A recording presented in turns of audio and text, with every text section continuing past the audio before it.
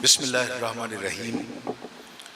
किसी भी मजलिस जलसे या इकट्ठ नाल मुखातिब होन लग्या उन्हां खौफ तारी कदे नहीं होया जिन्ना मजलिस बुल्ले शाह दे विच गल करन लग्या अज महसूस हो रहा है। इंज लगता है जिवें बाबा जी दे सामने उन्हां दी गल करनी है ते गल भी इंज करनी है कि जिवें उन्हां ने लोकां दी गल कीती, लुकाई दी गल कीती, असी अज दे वसेब दी अज दी लुकाई दियां औकड़ां दी गल उन्हां दी मजलिस उन्हां दे उशाक दे सामने सांझी करनी है।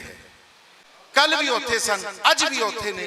कल दी एस्टैबलिशमेंट, कल दी अशराफिया, कल दी बदमाशिया, ओदा वजूद, ओदा नाम किसी शख्स नूं याद नहीं है।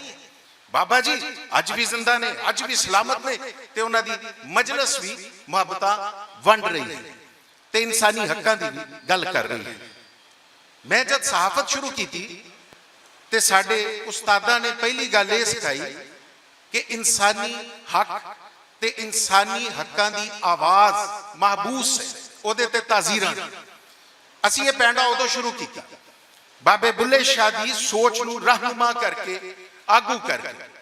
असीं उदों भी पांदी सी, असीं अज भी पांदी हां, बल्कि हुण ते अपने उसूलां दी, अपने हक्कां दी सलीब मोढे उत्ते चुक के पांडी भी हो गए।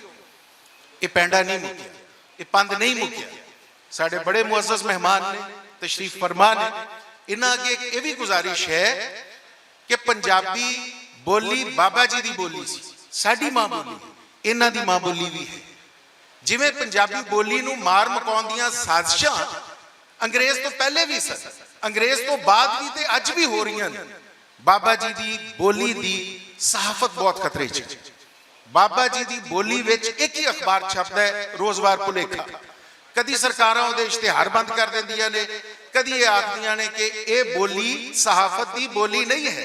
पिछले 35 वरे तो रोजवार भुलेखा छप रहा है ते सरकारां नूं पता नहीं की खतरा है, सरकारां नूं पता नहीं की मसला है बाले बाबा बुल्ले शाह दी बोली तो, बाबा बुल्ले शाह दे नजरिए तो।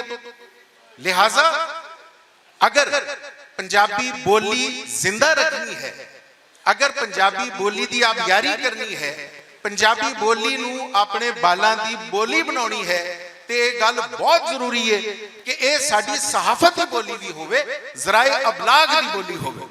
लिहाजा पंजाबी सहाफत होवे, पंजाबी मजलिस होवे, पंजाबी इकट्ठ होण, इन्हां दी असीं सरकार तो सरकारी सरपरस्ती नहीं मंगदे, असीं सरकार तो कुछ होर भी नहीं मंगदे। सिर्फ और सिर्फ ये मंगते हाँ कि जो इस देश की बोली का हक है, जो इस देश के लोगों का हक है, जो इस देश के लोगों की आवाज का हक है, कम अज कम उन्होंने महबूस ना करो, ओदे साह ना कुटो, उन्होंने जिउण दा पूरा पूरा हक दो। इस देश की बोली रहेगी, साडा नामो निशान रहेगा, वरना बाबा बुल्ले शाह तो है ही, वो हमेशा रहेगा। बहुत शुक्रिया।